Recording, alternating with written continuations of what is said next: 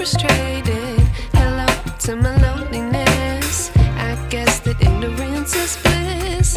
Take me back to before I knew. Rewind, take it out of cue.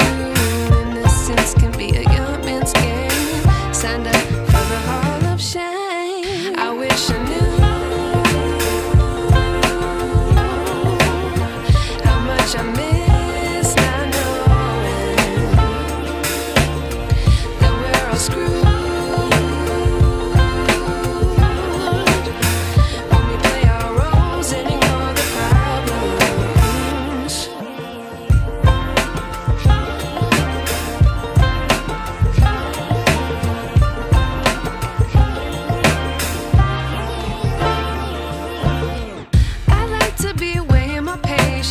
Stay up, I feel so outdated.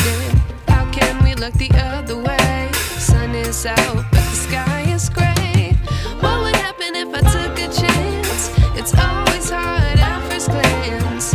I don't wanna, but I know I gotta do it. The truth is hard to swallow, I think I'll chew it.